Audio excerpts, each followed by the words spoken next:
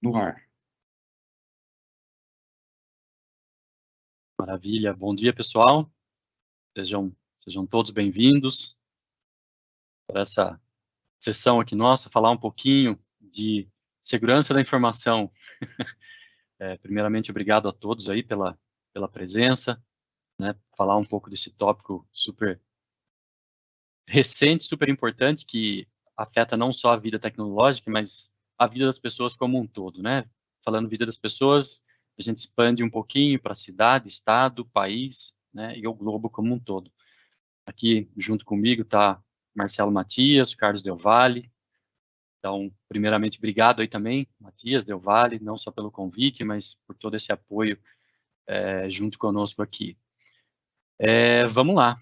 Pessoal, eu sou o Robertson, né, sou arquiteto de segurança de informação aqui na Microsoft, apoio os clientes na jornada de sucesso, né, tanto de adoção de nuvem, quanto da adoção de nuvem de forma segura, né.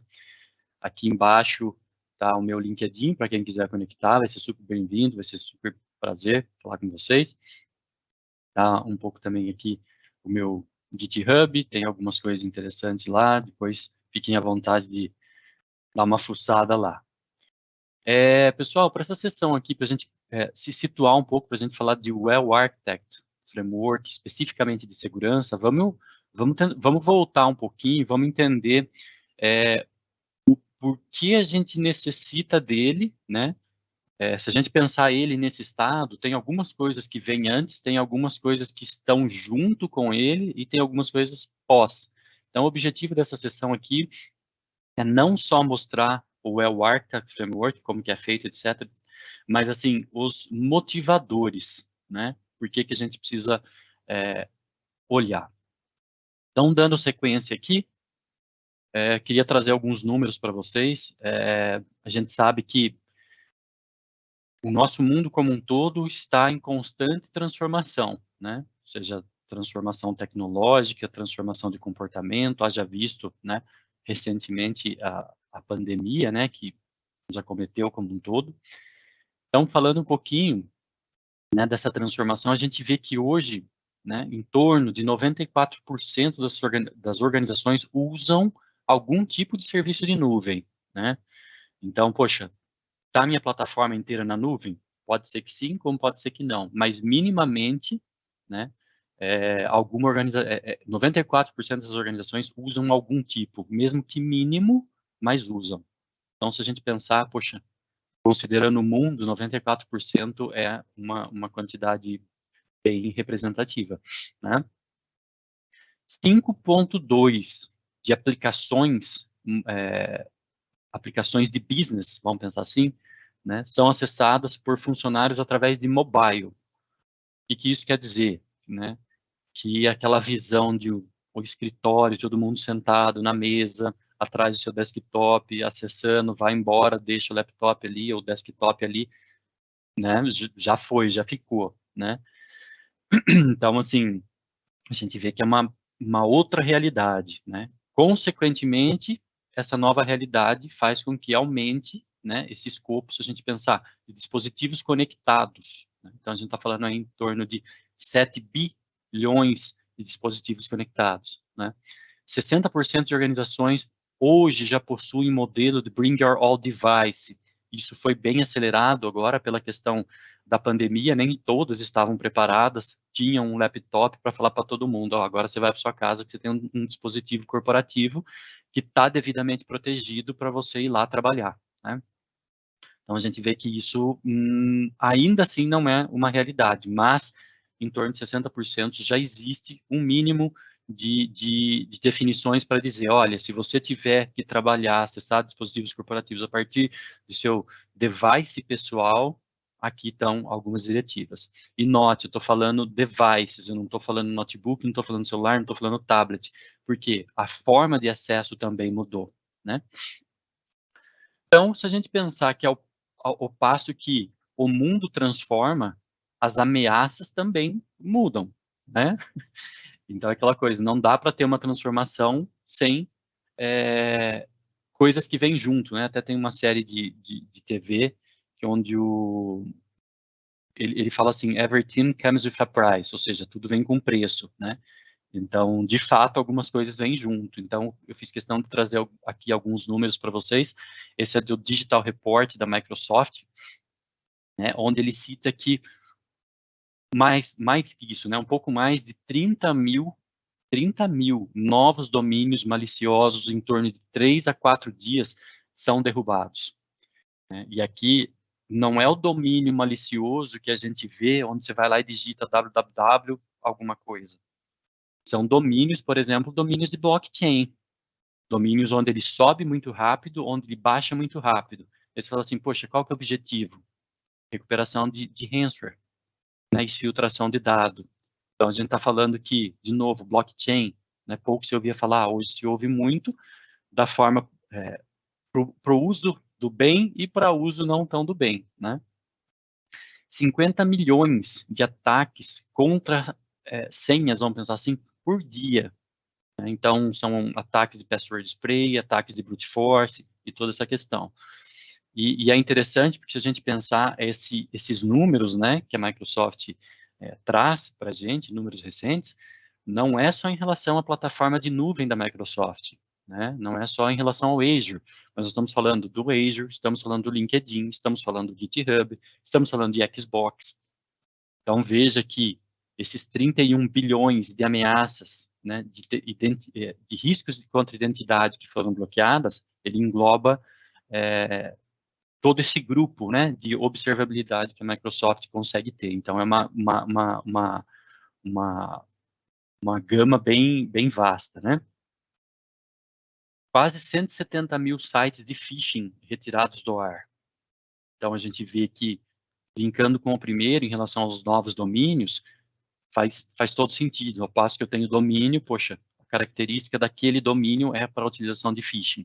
Então, é bem aquela coisa assim, né? Colar, colou. Subiu, testa rápido, se alguém cair, cai, recupera a grana, baixa o site. E aí, como que você vai fazer o tracking de coisas que ficam no ar por muito pouco tempo? Então, sem essa observabilidade, é bem difícil. Já começando a entrar um pouco mais no nosso tópico, pessoal, de uma forma mais concreta, a gente vê, né, falando da adoção, né, de nuvem, a gente vê algumas características. Então, eu tenho infraestrutura como serviço, né, tenho plataforma como serviço, né, tenho software como serviço e tenho o crime como serviço. Então, por esses números aqui, a gente começa a pensar assim, poxa, é barato? Sim, é barato. E dependendo do impacto, né, eu já vi casos de empresa, né, onde na sexta-feira, né, a gente, então segunda-feira vamos fazer uma reunião para definir aquele projeto, etc, etc.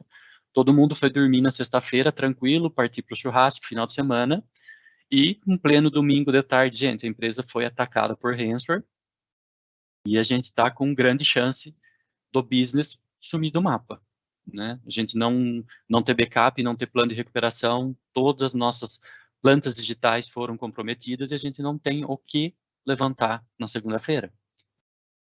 Então, assim, se nós pensarmos, né, vou até colocar uma lupinha aqui em cima, se a gente pensar que em torno de $66 via pagamento adiantado, o atacante ele consegue comprar um kit de ransomware e a gente vê e fala assim, poxa, qual que é o impacto de um ataque de ransomware numa organização? Né? Com certeza, muito mais que $66. Né? Eu estou falando isso de preço fixo, mas existe também outras formas. Então, por exemplo, formas onde tanto o atacante como quem provê o código malicioso entra, vamos pensar assim, em sociedade. Então, por exemplo, 30% do lucro em caso de sucesso iria para quem provê o código. Então, vejam que, por isso que o nome diz, né, cybercrime como serviço. Realmente são organizações e organizações que geram muito lucro utilizando o crime, né? A compra, por exemplo, de dispositivos comprometidos. né? Então, a gente vê aqui, poxa, eu quero o celular comprometido, custa tanto. Quero notebook comprometido, ok, custa tanto, né? Serviços de phishing, por exemplo, né? Depende, o serviço de phishing, por exemplo, ele não tem um preço fixo, mas ele tem um preço variável, dependendo do sucesso do phishing, né? Então, se o atacante conseguir, por exemplo, assumir o controle a partir daquele ataque de phishing que ele gerou, né? Ele tem aí um valor, né? Conjuntos, por exemplo, de usuário e senha roubados. Aqui, notem que, ó, por exemplo, a gente está falando de pacote, né? $150 para cada 400 milhões. 400 milhões de usuários e senhas roubados. Então, vocês imaginem o volume disso, né? Para eles, para o crime gerar um volume disso, vocês imaginem agora a quantidade de ataque que as corporações recebem, né, por dia para que o crime obtenha lucro em cima disso daqui, né? E importante, pessoal, esse ponto que eu falei, para que o crime obtenha lucro, isso daqui ele tem uma ligação bem interessante com o que a gente vai falar um pouquinho mais para frente de Well Architect Framework, que é como que a gente endurece a questão do crime não obter lucro? Eu aumentando a segurança. Então, quanto mais segurança eu tenho, menos crime ou menos chance de lucro o crime vai ter. Logo, é aquela comparação que eu sempre faço: duas casas, uma com cerca elétrica, cachorro, muro alto, segurança de perímetro, câmera, e a outra com um murinho, nem muro, com uma cerca baixa apenas para não entrar cachorro na grama, por exemplo, né? Um atacante ele vai escolher qual? O que oferece menor esforço, sem dúvida. Ataque de negação de serviço, por exemplo, tem preço fixo, né? Outros serviços aqui, a inovação continua, né? E aqui um ponto interessante que eu quero deixei por último, porque vai entrar num outro fator. A gente falou de infraestrutura como serviço, plataforma como serviço, software como serviço, crime como serviço, né? E um ponto que eu queria trazer para vocês aqui é o crime como empregador. Então, quando a gente começa a ver, né, por exemplo, grupos, né, selecionando profissionais no mercado para atuar como insider, a gente começa a pensar assim, poxa, toda a minha proteção de tecnologia, o meu FAR, o meu DLP, o meu que quer que seja, acaba não sendo suficiente dependendo do contexto. Por que dependendo do contexto? Às vezes aquele colega que está do lado, se ele não tiver tão contente como, por exemplo, a política de RH, a política de salário, a política de reajuste, horário de entrada, horário de saída, ou com o chefe, por exemplo, no estalar de dedos, né, aquele profissional que está do nosso lado, ele pode virar um insider. Então, é aquela coisa, né, acho que tem um filme, né, que fala, né, dormindo com o inimigo, né, então, de uma hora para outra isso pode acontecer. Né? Então, notem todas as vertentes que a gente tem por trás disso daqui. Então, não é algo muito trivial da gente pensar em todas as formas de proteção, principalmente quando a gente fala vetor de ataque. Olha a quantidade de coisas que a gente precisa olhar pensando em vetor de ataque. E a gente já vai chegar um pouquinho mais para frente. Né? Então, aqui trazendo um pouquinho para vocês dos impactos que o crime causa no business. Né? Aqui a letra está um pouquinho pequena, não sei se está dando para ver bem, mas enfim. Aqui a gente está falando de quase 700 milhões por hora. 700 milhões de dólares, né? No caso desse primeiro aqui, 500 bilhões por mês, né? A média, por exemplo, ó, aqui inclusive foi a fonte, vocês podem ver aqui embaixo, a fonte é de um reporte da IBM. Eu estou olhando aquele lado que tem 2 monitores, pessoal, então não se importe com isso. A gente está falando ó, de quase 5 milhões de dólares, o custo médio de um ataque de ransomware. E aí, se a gente pensar que um kit de ransomware custa 66 centavos de dólares, olha quantos por cento é o lucro em cima, num ataque bem sucedido de ransomware de quase 5 milhões. 66 dólares para 5 milhões, né? Um outro ponto também interessante que a gente vê, né, é a média de quase 300 dias, né, para identificar e para conter um ataque. E aqui mudou, se a gente pensar, vem mudando, obviamente, aquela questão assim, poxa, não é mais o ataque de entrar, causar o mal e sair, ou causar o dano e sair, né? mas são ataques extremamente sofisticados, onde a gente fala de persistência, né? Então, ou seja, enquanto eu não detecto, às vezes o inimigo está dentro da minha plataforma apenas coletando informações, para no momento chave ele atacar. Né? Então, se a gente pensar 287 dias, poxa, estamos falando de quase um ano. Né? Tudo bem que... Mas, enfim, é um fator bem relevante. Né? Aqui, 80%, a gente fala, é o custo, vamos pensar assim, onde a inteligência e a automação não estão presentes. Inteligência artificial e automação não estão presentes. Por quê 80%? Porque eu vou precisar de braço, de pessoas, seja para identificar, seja para conter, seja para erradicar, seja para estabelecer o ambiente. Né? Então, a gente está falando que, obviamente, faz todo sentido eu subir o meu custo, por quê? Muitas das coisas que o ser humano vai ter que fazer manualmente, a gente não tem, por exemplo, uma automação, uma inteligência artificial que faça. Inclusive, adiantando, mais para o final da sessão, quero trazer aqui para vocês algumas umas técnicas que a gente pode utilizar, inteligência artificial, chat GPT, algo extremamente recente. Não vou nem dizer que saiu do forno, está pelando, como que a gente consegue utilizar em benefício nosso aqui de segurança, né? E a gente falando de privacidade, quase 50% desses dados comprometidos a gente pode dizer que são dados de pessoas, né, onde eu comprometo a identidade daquela pessoa, os dados do tipo PII, né. Quando a gente fala, né, fazendo um link da complexidade disso, dos vetores de ataque, né, quando eu olho, por exemplo, os domínios de cibersegurança, que, por exemplo, eu tenho que olhar, no primeiro momento eu coloco a mão na cabeça e falo, poxa, tá que nem eu aqui, ficando cada vez mais de cabelo branco, você fala assim, meu Deus, por onde eu começo? Né? Então, quando a gente bate o olho nisso aqui, você fala assim, poxa, e agora? Né? Então, a resposta é, calma, o objetivo da nossa sessão é justamente auxiliá-los nisso, por onde eu começo. Princípio básico, pessoal, pilar básico de segurança que não mudou, né? Continua sendo os 3 pilares básicos. Integridade, né? Onde meus dados não podem ser comprometidos ou modificados. Confidencialidade, né? Ou seja, eles não devem ser acessados e nem lidos sem uma autorização prévia. E, por último, não menos importante, a disponibilidade, né? Ou seja, não adianta eles estarem íntegros, não adianta eles serem confiáveis se a minha plataforma tá baixa, tá down, tá indisponível. E aí a gente já começa a subir algumas coisas. Pode estar indisponível por quê? Ataque de DDoS, né? Falta de planejamento em termos de alta disponibilidade e por aí vai. Legal?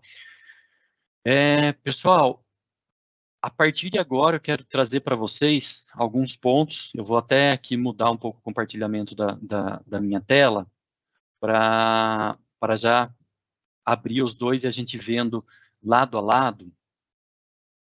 Eu quero trazer para vocês as referências. Então, a gente vai falar inicialmente de Cloud Adoption Framework.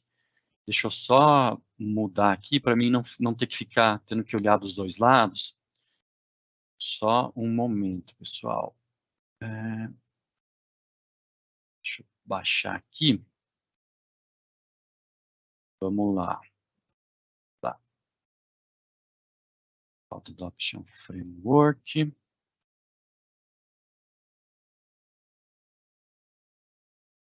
Ele vai trazer a tela. Já vou voltar a compartilhar. Muito bem. Deixa eu voltar a compartilhar aqui a tela. Maravilha.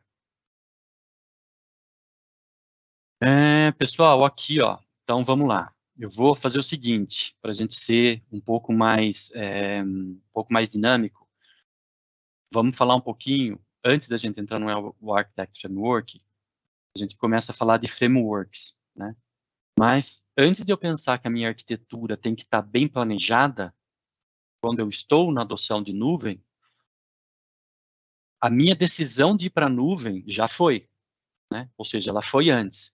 Então, a partir do momento, estou falando do Well Architect Framework, eu estou avaliando alguma coisa que já está na nuvem. Mas o ponto que eu gostaria de trazer para vocês aqui é o seguinte, né? Quais são os pilares que a gente deve e pode olhar, vamos pensar assim, quando a gente está falando de adoção de nuvem, Então, o primeiro ponto que eu gostaria de trazer aqui, ó, é o Cloud Adoption Framework. Não sei se deixa eu até diminuir um pouquinho aqui. Não sei se até perguntar aqui, Matias Del Valle, não sei se está muito pequena a visão, se está bom assim. Deem um feedback aqui no chat se está bom ou não, e qualquer coisa eu aumento aqui para vocês. Vou aumentar um pouco aqui do lado esquerdo, só para ficar mais fácil. Então, primeiro ponto, pessoal, estou pensando em consumir alguma coisa de nuvem. Devo olhar o Well Architect Framework? Ainda não. Tem um passinho antes que a gente costuma recomendar, que é olhar o Cloud Adoption Framework. Por que a recomendação é vocês olharem o Cloud Adoption Framework antes do Well Architect Framework? O Cloud Adoption Framework, ele vai olhar a questão da adoção da nuvem, não só sobre o aspecto de tecnologia. Quando a gente fala do aspecto de tecnologia, a gente fala do aspecto de segurança, de uma série de coisas também. Mas a gente fala de aspectos, por exemplo, vou até descer aqui um pouquinho, né? Ele fala, por exemplo, de pessoas, né? Decisões de negócio, o que eu tenho que seguir, né? A estratégia de tecnologia que eu vou adotar, né? O que, por exemplo, eu vou olhar para o meu business. Então, descendo aqui um pouquinho, ó, vocês podem ver que a gente tem alguns pilares que a gente olha. Poxa, eu falo de estratégia, né? Eu falo de planejamento, né? Será que é a melhor opção que eu tenho que fazer? Como eu estou pensando, vale a pena, não vale? Qual que é o meu plano, né? Uma vez que eu tiver o plano, poxa, estou pronto. Se eu estiver pronto, poxa, eu vou executar a minha migração, né? Num cenário um pouco mais para frente, se eu estou na nuvem, eu vou planejar isso de forma segura, né? Eu vou inovar, porque às vezes a gente fala assim, poxa, eu tenho que ir para a nuvem, mas nem sempre eu indo para a nuvem eu vou ter aquele tempo de fazer o que eu necessito em termos de inovação, né? Então, eu levo as is da forma que está e uma vez estando na nuvem eu começo a melhorar, eu começo a aplicar coisas, né? Como que eu vou tratar a minha gestão disso? Como que eu vou tratar o meu ponto de governança, por exemplo? Né? Será que eu tenho alguma lei que eu preciso cumprir? Lei geral de proteção de dados, por exemplo? Será que eu tenho alguma regulamentação? Pois estou falando de Bacen. Será que eu tenho algum standard que eu tenho que seguir? Pois estou falando de NIST, estou falando de ISO. Né? Então, tudo isso daí a gente tem que pensar, né?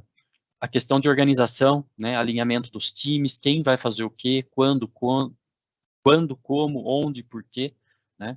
Então, pessoal, todos esses links aqui depois eu vou passar para vocês, mas o primeiro ponto, né? Adoção Cloud Adoption Framework. Me preparo para uma jornada de nuvem. Dentro dessa jornada de nuvem, né, notem que o pilarzinho que a gente vai dar foco aqui mais para frente vai ser o de segurança. Né? Eu vou até abrir aqui um segundo ponto que a gente trata, olha que ele está dentro do plano, aqui, ó, ainda dentro do Cloud Adoption Framework, um ponto super importante que vai impactar diretamente na nossa segurança, que caso vocês não tenham ouvido ainda, é um item chamado de Landing Zone. O que é a Landing Zone? Se a gente pensar no escopo, poxa, eu vou construir uma casa, né? Eu não chamo, por exemplo, o construtor e falo assim, começa a fazer, tá aí o terreno, né? Primeiro ele tem que saber, poxa, onde que vai ficar a minha garagem, onde que vai ficar a minha sala, onde que vai ser a porta de entrada, onde que vai ficar meu banheiro, onde que vai ficar minha cozinha, onde que vai ficar meu quarto, vai ter escada, não vai ter quintal, onde que vai ser a ligação da água. Algumas coisas, por exemplo, quando eu falo ligação de água, são componentes fundamentais. Então, na definição do Land Zone, eu coloco alguns componentes fundamentais, né? Então, por que eu digo componentes fundamentais? Não adianta depois que você está com a casa pronta, você querer, né, quebrar tudo para tirar o cano e passar para um outro lugar, né? Ou mesmo rede elétrica. Então, alguns componentes são fundamentais. Então, aqui, o Landing Zone, pessoal, ele vai tratar para vocês algumas questões relacionadas a o que eu devo considerar, né? Aqui embaixo, ó, ele traz para você, vamos ver se ele vai aumentar, ele ficou muito pequeno, mas enfim, ó, aqui é mais ou menos, né, como se fosse uma planta de casa, né? O que eu devo considerar, vamos pensar quando eu estou falando da minha estratégia de nuvem, né? Do meu do meu landing zone, o que eu devo considerar como componente fundamental? Eu vou colocar meus recursos computacionais na região Brasil, vou colocar na região Estados Unidos, como que vai ser a minha integração com o meu ambiente? Vai ser via VPN? Não vai? Vou ter link dedicado? Não vou? Vou ter firewall? Não vou? Né? Quem pode falar com quem? Tudo pode ficar tudo no mesmo cesto? Geralmente não, né? Dentro dessa jornada de adoção, pessoal, ele não carregou o link aqui, mas eu vou trazer aqui para vocês.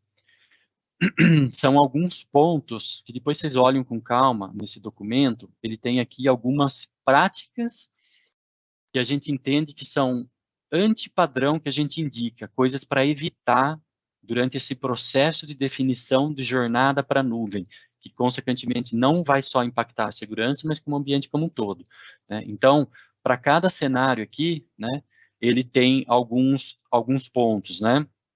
Por exemplo, dentro da fase de planejamento, a gente vê aqui, né, eu selecionar o meu modelo de operação diferente, poxa, vai ser IaaS, vai ser PaaS, o que vai ser, né? Falta de guarda-reios, aqui a gente pensa no guarda-reio o seguinte, poxa, todo mundo que entrou na nuvem pode fazer de tudo? Geralmente não.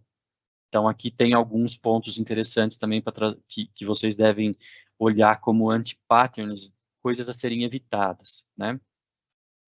Entrando mais a fundo, pessoal, agora, dentro do conceito de segurança já do Cloud Adoption Framework, de novo aqui embaixo no perfil, desculpa, na visãozinha dele aqui, ó, a gente fala do overview, né? Dentro desse overview, a gente tem os pontos de segurança que geralmente devem ser minimamente cobertos, né?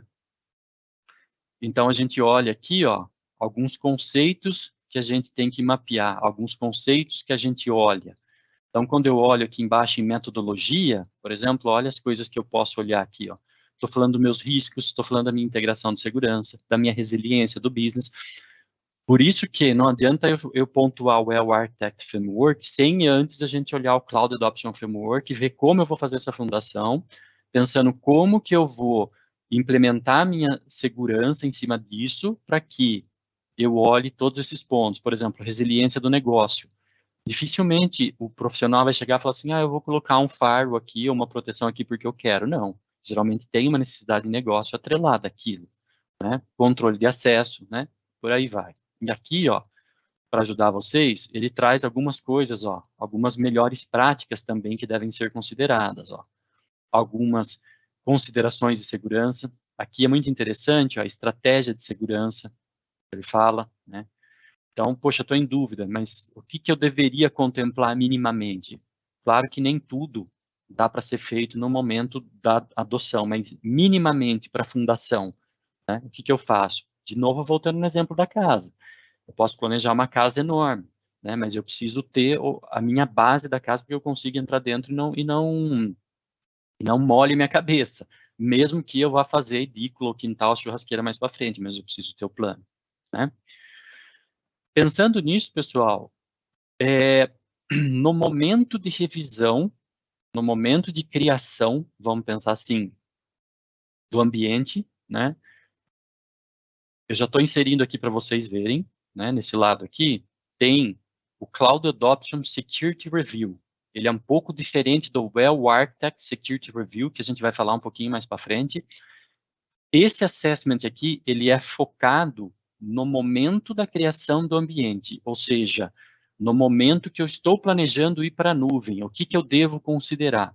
Então, de forma bem rápida e simples aqui, ó, isso aqui, de novo, não tem custo algum. O que eu recomendo para vocês, pessoal, é sempre que vocês façam o login aqui em cima, né, acessem a plataforma, para que, quando vocês começarem a fazer o assessment aqui, caso ocorra alguma coisa, vocês voltem do mesmo ponto e não percam. Então, por exemplo, vou entrar aqui, ó, fazer o assessment. Então, vamos colocar aqui o nome, company, nome da empresa. Então, notem que, olha só que interessante, a gente não está falando diretamente da segurança, mas do pilar segurança em si, mas eu falo da segurança relacionada ao alinhamento de negócio, ao controle de acesso, à operação, à proteção, segurança, governança, da inovação, né?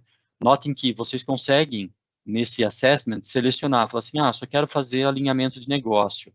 Ele não está mostrando aqui, ó, porque o meu zoom está maior, mas se eu diminuir o zoom, conforme eu vou aumentando aqui, ó, a quantidade de itens, ele vai aumentando o stack de pergunta, claramente. Eu vou deixar só esses dois aqui, ó, só para vocês verem. Ou seja, eu vou começar, seleciono o que eu quero avaliar e dou um start. Aí notem que, olha só, a quantidade de perguntas que eu falei para vocês, ó. Então, eu estou falando aqui, ó, de Business Alignment e de Access Control. Vocês estando logados na plataforma, vocês conseguem, num segundo momento, voltar lá e selecionar mais itens para responder. Então, aqui, pessoal, quando vocês começam a responder isso daqui, ó, deixa eu voltar o zoom dele, vocês vão começar a olhar questões, assim, diretamente ligadas à segurança, mas não tão de cunho técnico, mas como a segurança impacta no business e o que o business necessita para que a segurança habilite, para a gente ter essa jornada de nuvem segura. Estou falando de jornada, não estou ainda na nuvem, tá? Então, ou seja, a partir do momento que vocês seguem, né, ele vai até o final aqui, vocês vão respondendo, e no final vai vir um guidance. Esse guidance vai trazer para vocês o seguinte, qual que é o nível de maturidade, se vocês estão no nível crítico, se vocês estão no nível moderado, se vocês estão no nível de excelência. Né? E aí, aqui embaixo, depois, ele vai trazer para vocês algumas recomendações, ó.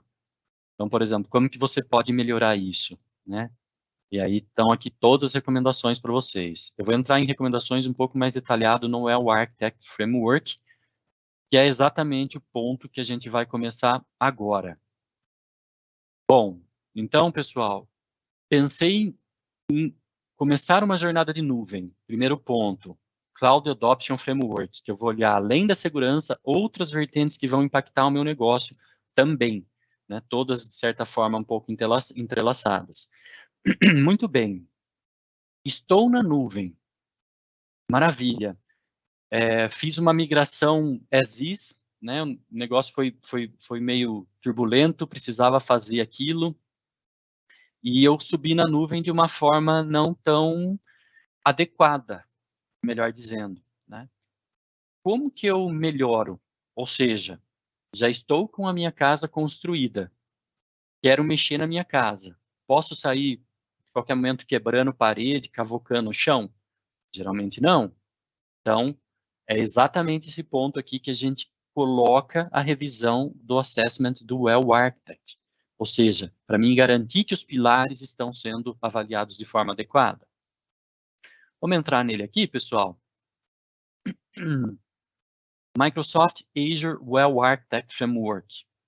Vou aumentar o zoom aqui um pouquinho. Então, notem que quando a gente fala de framework, esse não é tanto do Cloud Adoption Framework quanto do Well Architect Framework. Ele não é um framework que ele é de propriedade da Microsoft ou propriedade de qualquer outro Cloud Service Provider. Ele é um framework onde reúne um conjunto de boas práticas que as organizações foram tomando ao longo do tempo no processo de adoção, no processo de revisão, né? E essas boas práticas, elas se tornaram comuns e disponíveis para todos. Então, quando a gente fala de Well Architect Framework, a gente fala de 5 pilares. Ou seja, quando eu falo da minha casa, do meu plano, por exemplo, eu estou falando da hidráulica, estou falando do meu plano de elétrica. O que eu estou falando? Estou falando do meu plano de ventilação. Então, em resumo, no meu Well Architect, eu posso olhar, colocar uma lupa na questão de reliability, né, alta disponibilidade, segurança, que é o nosso foco de hoje, custo. Será que realmente eu estou empregando os recursos financeiros da melhor forma possível, né? Excelência operacional. Será que a minha equipe está realmente performando da forma que deveria performar, da melhor forma possível em relação ao ambiente, né?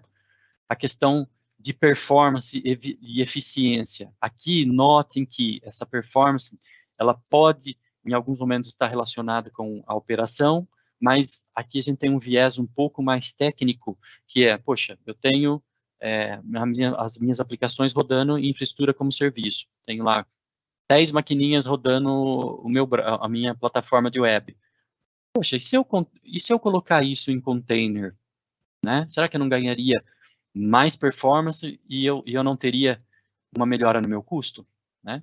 Então, note que o Well Architect Framework, ele olha vários pilares, né? O nosso pilar foco aqui vai ser o pilar de segurança.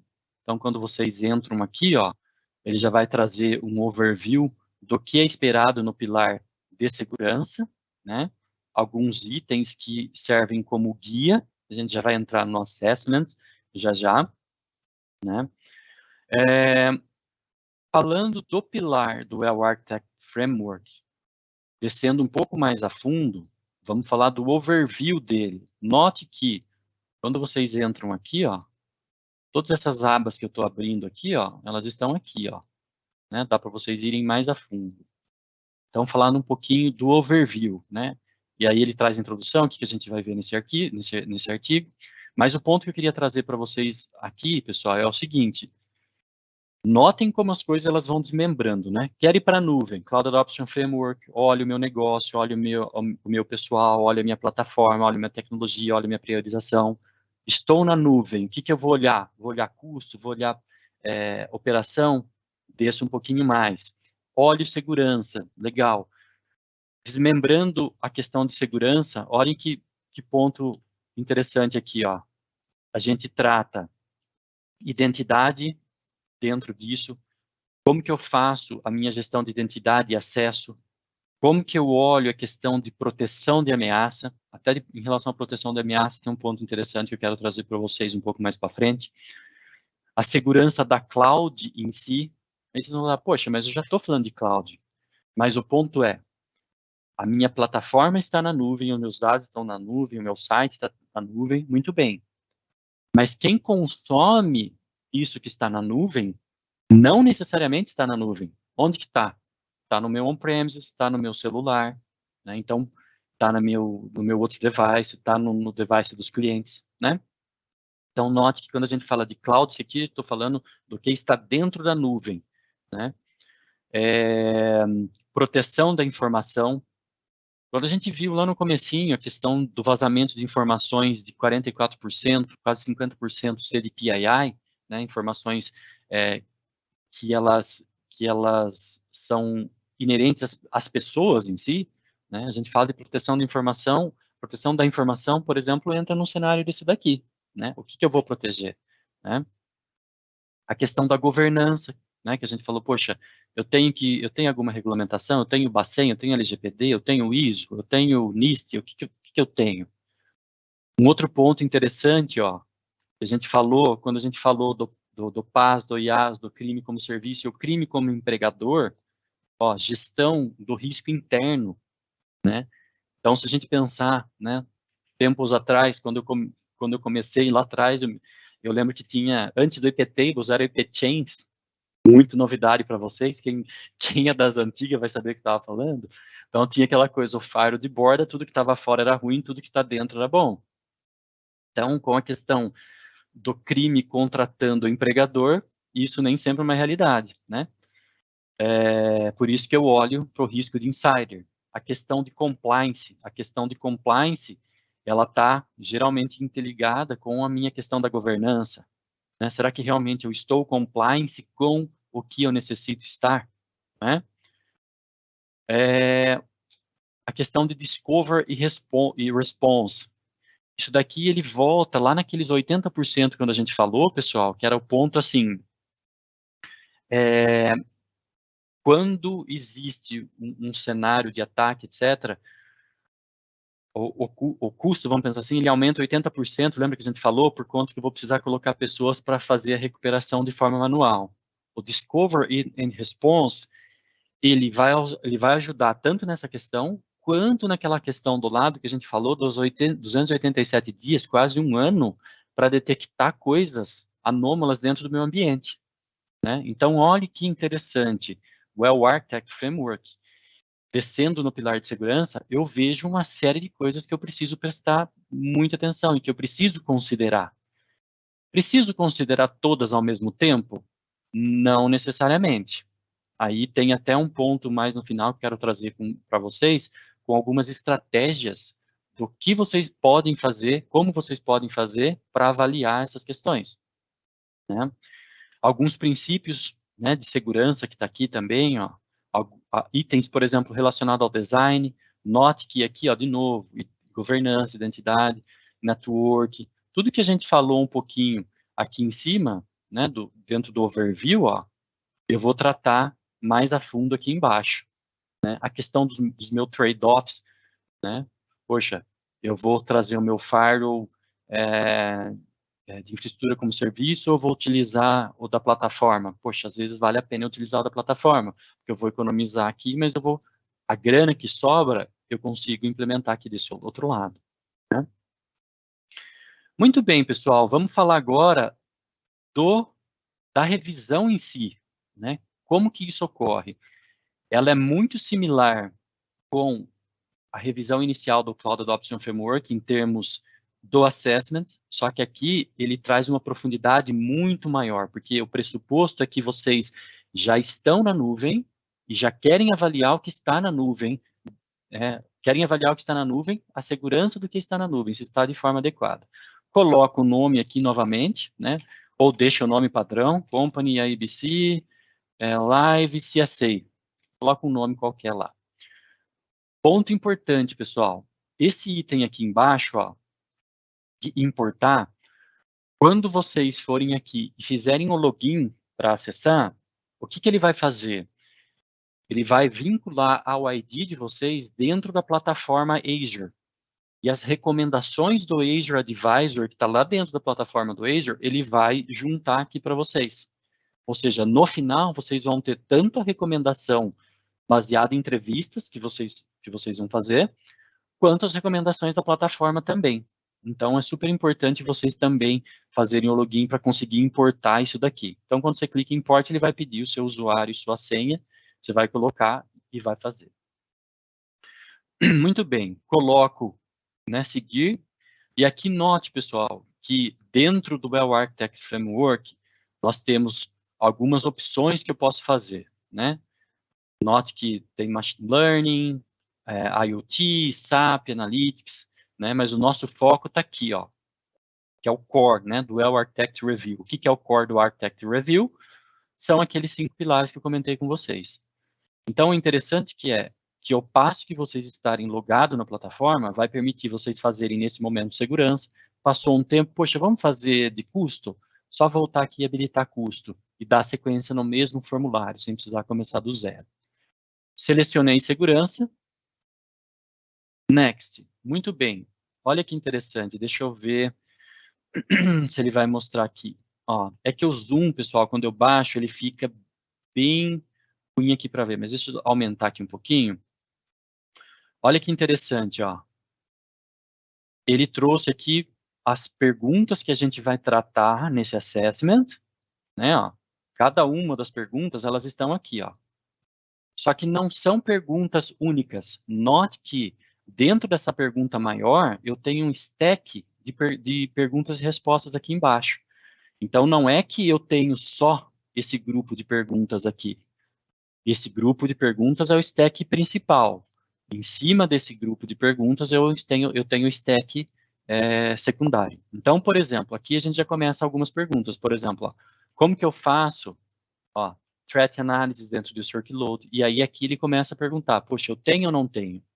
E aqui uma dica, pessoal, interessante. Quando vocês forem fazer, se tiver qualquer dúvida em relação ao que esse tópico aqui ele pede, se vocês passarem o mouse em cima dele, vocês vão ver que ele abre uma autoexplicação para vocês.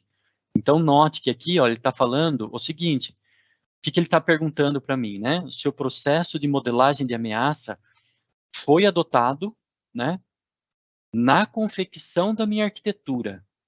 Olha que interessante, quando ele me pergunta isso, eu remeto lá atrás no meu CAF. Poxa, será que lá naquela época que eu fui pensar o meu landing zone, eu pensei em separar, pensando na modelagem de ameaça?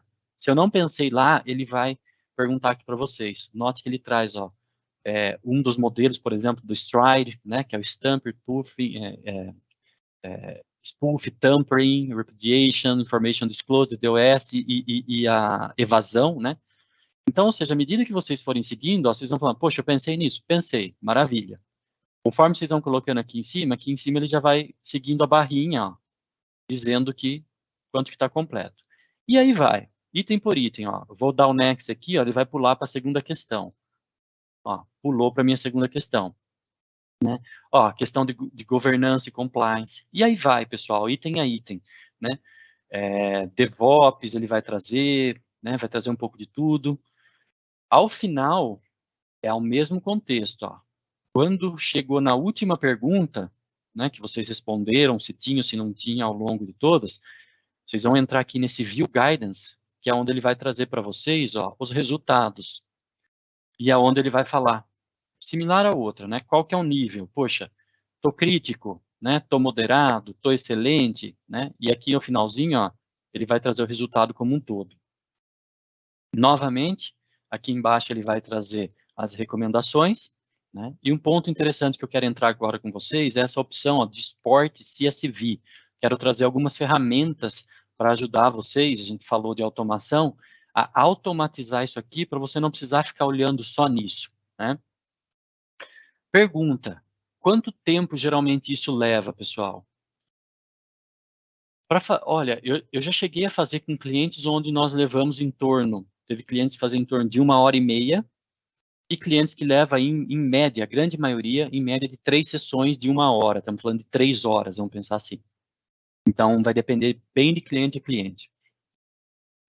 Pessoal, a partir do momento que eu finalizei, tem essa opção aqui do Export CSV. Aí eu tenho aqui, ó, eu quero trazer para vocês, esse Reporting Tool. Esse Reporting Tool, ó, tá aqui no GitHub, Azure Well Architect Tools. Isso daqui, pessoal, ele é uma automação que vai ajudar vocês a gerarem ele vai ajudar a gerar um PPT para vocês fazerem o tracking disso, que é esse carinha aqui. Vou trazer aqui para vocês.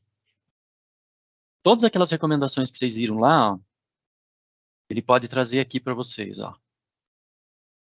Tá vendo, ó? Ele traz ele vai gerar esse PPT falando aqui, ó.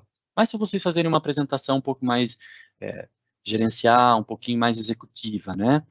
Qual que é o meu score, quais foram os itens que tiveram uma pontuação maior ou menor, e aí aqui embaixo ele vai correr item a item, né? Modelo por modelo, né? E aqui embaixo ele vai trazer as top recomendações de cada item. Né? Então, por exemplo, top 5 de 9. Primeiro item, configurar acesso de emergência. Note que aqui, quando eu passo o mouse em cima, ele já traz o link que me aponta, por exemplo, para a recomendação. Como que eu resolvo isso? Então, veja, vocês fizeram o mapeamento, rodaram o assessment, recebem a recomendação e recebem a instrução de como corrigir. Né? Então, note que, ó, daí ele vai abrir a URL aqui para vocês do que vocês devem fazer, ó, como que cria, etc, etc. Então, essa ferramentazinha aqui é super interessante. Um outro ponto que essa ferramentazinha vai criar para vocês podem fazer o tracking via o PowerPoint. Particularmente, eu acho que não é legal, porque é muito estático, mas tem duas opções aqui, ó. Opa, deixa eu voltar aqui. Duas opções. Vocês fazerem o tracking via Azure DevOps, eu já vou carregar aqui, e vocês fazerem o track via GitHub também. Deixa eu ver se ele vai carregar aqui. Ó, vocês fazerem o tracking dentro do Azure DevOps, vocês conseguem fazer o seguinte, ó. Tá vendo? Ó? Ele já gera aqui para vocês todos os épicos. Então, por exemplo, quero avaliar quais são as recomendações de network e conectividade. Clicou aqui, ele já vai abrir. Né? E note que, por exemplo, quando eu coloco lá a questão do Emergency Access, ele vai estar aqui também. E aqui ele vai trazer o descritivo, por que vocês devem considerar as ações sugeridas, e inclusive aquela URL, né, falando como que vocês corrigem. A vantagem, tanto do Azure DevOps, quanto vocês fazerem acompanhamento aqui do GitHub, por exemplo, ó, do Milestone, eu quero olhar só a parte de Security Compliance. Seleciono aqui, né, venho aqui, ó, implementar Resource Lock. Né, eu venho aqui no item, por exemplo, eu consigo assignar quem que vai ser o owner dele. Né? A vantagem, tanto do Azure DevOps quanto de fazer o acompanhamento via GitHub, é que vocês conseguem fazer esse track e o acompanhamento, né? E ter uma cobrança, poxa, até tal data, foi resolvido isso, não foi? Como que a gente vai fazer, né? E seguir. Então, o que a gente recomenda é sempre vocês fazerem o tracking ou por um ou para o outro, que ficar melhor para vocês. Caminhando para os finalmente aqui da nossa sessão, pessoal, queria trazer alguns pontos interessantes para vocês. Um deles, pessoal, é que quando a gente falou de threat modeling, do design de threat, vamos pensar assim, de segurança, que é dentro do WebArchitect Framework, às vezes a gente fala assim, poxa, implementar um firewall, implementar um antivírus, implementar um anti-malware, etc., pode demandar um tempo. Por que eu coloquei esse slide aqui para vocês? Justamente que ele chama atenção para esse ponto aqui, ó. É um dos mais importantes da prática de segurança. Por quê? Olha essa informação. Ele coloca o desenvolvedor, quando a gente começa a pensar no design de threat da minha aplicação do meu ambiente, o mindset do desenvolvedor, ele já muda para o mindset do atacante. Por quê? O desenvolvedor começa a pensar, poxa, será que eu estou fazendo um saneamento de acordo com meus inputs para mim prevenir SQL injection? E a gente vai lá no ASP Top 10, né? Então, eu só trouxe esse exemplo aqui para vocês, porque às vezes o pessoal fala assim, poxa, vai demorar para fazer isso, fazer aquilo. Mas às vezes um bate-papo rápido, uma conscientização rápida junto com os desenvolvedores, já vai começar a elevar o patamar do código de vocês, que vai estar na nuvem, que vai estar disponível para o pessoal acessar. Então, esse foi o principal motivo de eu ter colocado aqui junto para vocês. Quero trazer mais algumas referências aqui para vocês, pessoal. Poxa, estou em dúvida por onde começar a fundação da minha casa, né? Se vai ser 2 andares, se não vai. Essa página aqui, pessoal, tem as arquiteturas de Azure, né? Aqui embaixo vocês conseguem, ó, selecionar o que vocês querem. Poxa, eu vou selecionar segurança. Aí ele vai trazer aqui para vocês, ó, alguns modelos de segurança que vocês podem ter ideia, não necessariamente adotar, porque, de novo, né, gosto é bem individual, pode ser que a casa seja idêntica, pode, fica à vontade, mas aquela coisa, aqui é uma referência para vocês terem ideia, poxa, é assim que faz, aqui o que eu preciso colocar, né? Uma outra informação muito interessante, pessoal, que vale super a pena vocês darem uma olhada também, é nas arquiteturas de referência da Microsoft, né? Principalmente, eu vou abrir aqui, ela tem no slide 9 uma visão muito interessante para vocês. Não se assustem que ela vai trazer um monte de coisa, mas ela, num determinado momento, tem como vocês ir lá e fazer ela de forma cadenciada. Falar, ó, quero ver isso, quero ver aquilo. Que é essa arquitetura aqui, ó. Né? Então, ele está tratando, pessoal, olha que interessante, ó, desde a proteção do endpoint, desde a minha infraestrutura híbrida, desde o meu SOC, desde o meu SaaS, desde a minha identidade, né? Desde a minha proteção da informação, desde a segurança de pessoa que eu tenho que olhar, desde a IoT. Olha que interessante. Né? Às vezes você fala, por onde que eu começo? Isso daqui é um bom início, né? Um item também que vai suportar vocês nessa jornada vai ser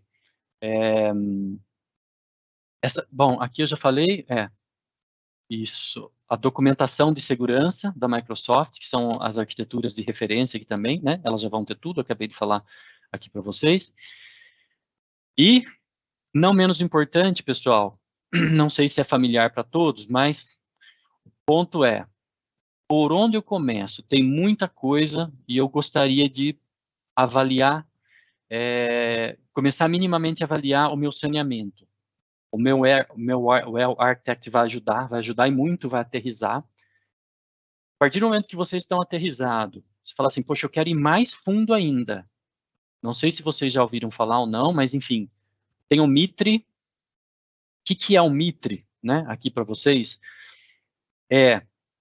Táticas e técnicas do atacante, né? Que é o Adversary Tactics e Tactics and Common Knowledge, e conhecimento e base de conhecimento, né? Conhecimento comum. O que isso significa, pessoal? Que vocês por aqui, ó, conseguem olhar, né, as práticas reais, né, que os atacantes fazem no mundo real para atacar a corporação.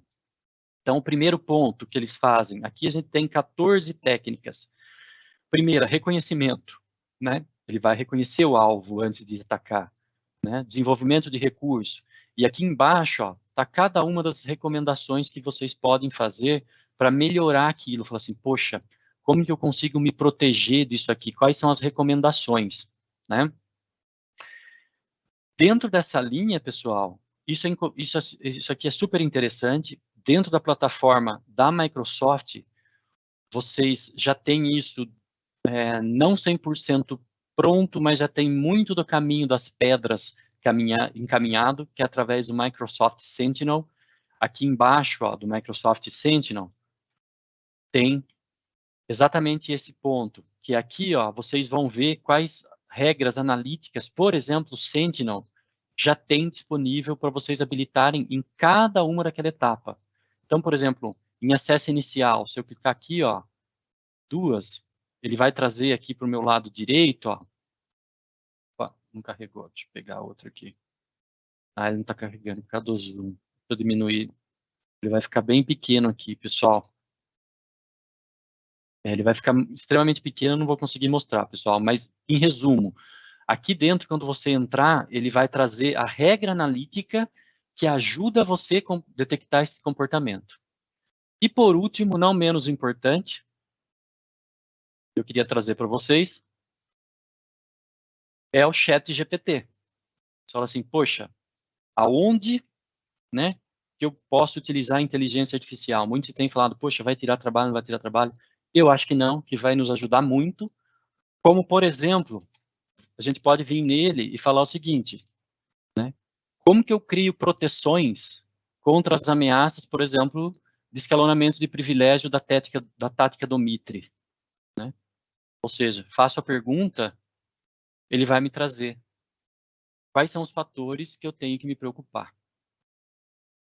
Então, gente, enquanto ele gera aqui, eu queria chamar a atenção é que segurança é um tópico crítico, em um determinado momento ele pode ser complexo, mas com isso que eu trouxe para vocês aqui, eu acho que essa complexidade ela pode ser reduzida e muito, desde que a gente crie, né, uma forma de trabalhar, uma forma de avaliar, colocando momento por momento, o que eu vou colocar, o que eu não vou colocar, o que eu considero, o que eu não considero, quais os ferramentais que eu tenho à disposição, e aqui vocês veem que a Microsoft tem muita coisa, né? Então, aqui, vocês podem contar com toda essa gama de ferramentas para ajudar vocês nessa jornada de fortalecer, né, a entrada na nuvem ou a melhoria de segurança do que vocês já possuem na nuvem. Contem comigo, contem conosco aqui na Microsoft, todas as informações estão aqui, o que vocês precisarem, é isso, desejo sucesso a todos, muitíssimo obrigado, espero que tenham gostado, e tem mais algumas coisas aqui interessantes, que dá para a gente brincar, né, com o chat GPT, deixei aqui algumas perguntas, que elas vão desde o nível básico quanto de níveis um pouco mais avançados. Por exemplo, quais são as prioridades, por exemplo, que ele indicaria para um CISO se preocupar na jornada de adoção de nuvem. E aí ele vai trazer aqui. Então, não necessariamente você precisa ser um CISO ou não, mas você pode se atentar, falar, poxa, isso aqui é super interessante de eu pensar. Vamos deixar ele gerando aqui, mas fiquem à vontade de testar. Super recomendo e convido a todos a fazer. Até Muito duas obrigado, perguntas pessoal. aqui, Robertson. Claro, vamos lá. Tem um aqui que fizeram aqui no chat, que é se tem alguma previsão para que o Security Defaults do AD venha ativado por padrão. Eu, internamente, eu não lembro de ter visto discussão sobre isso. Não sei se você já viu algo nessa linha, se vai ter um momento que ele vai...